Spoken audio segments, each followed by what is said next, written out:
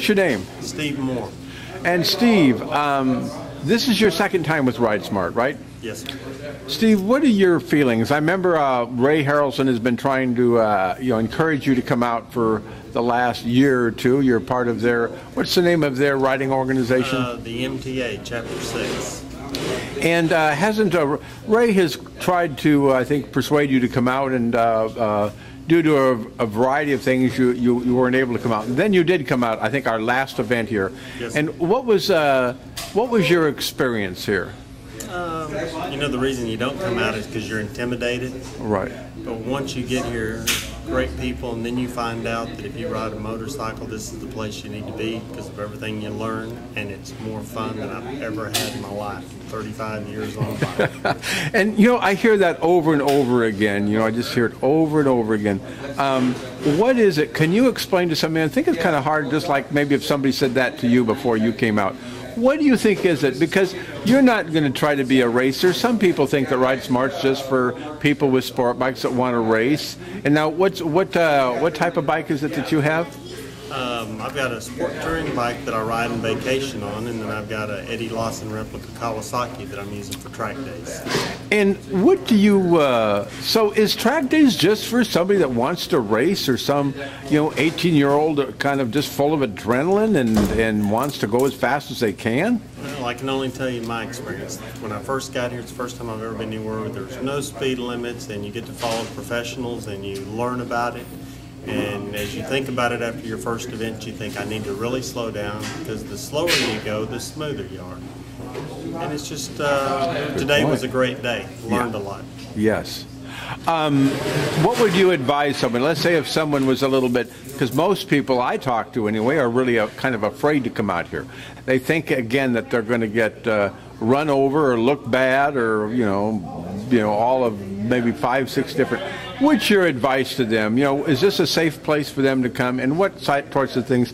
Why and how? Okay, let's agree it's going to be a lot of fun, but why and how is it going to be valuable to them as a rider on streets or on a long tour? Because everything you learn about cornering here, there's no obstacles, there's no debris in the road. Those things that when you encounter them when you're riding Arkansas, probably save you, protect yourself with good skill. And so you think that someone, even with, we even have sports touring, and we even had Gold Wings out here and Harleys. So you think there's something for them to learn? The very first event, Rick Butler was here. Right, yeah. He had 5 level 1 events. Yeah. And there were people following him on a Yamaha Venture. Yeah. Because he ran such smooth, clean lines. Exactly. And I've been riding with the guy 10 years, and I could not believe when I walked in here and saw him ride like that. Yeah. That is a skill he did not have a year ago. That's exactly true. I remember him. He's a little. He's kind of shy and non-assuming, but yeah, he's really applied what he's learned here. So that it really is, just regardless of what you ride, you'll become a much better rider, because really underneath all riding, whether you're trying to break a lap record or a commuter, it's about being smooth and aware of what's happening around you. And the only thing I would tell people is, don't be like me. Don't wait. Yeah. Come do it. Yeah. If you don't get over the intimidation, just come do it, and you'll be back. Yeah.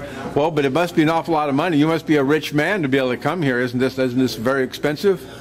No, actually, you can rent leathers, you can rent most things you need, and from that day forward, every weekend, if you spend that it's around, you spend $100. Mm-hmm. If you ride to Arkansas, you got lodging, food, gas. You cannot have that much fun. Yeah. And you can do it 60 miles from home. Yeah. The fun factor, about the most fun you've had in the last 35, and I agree, and you hear it over and over again.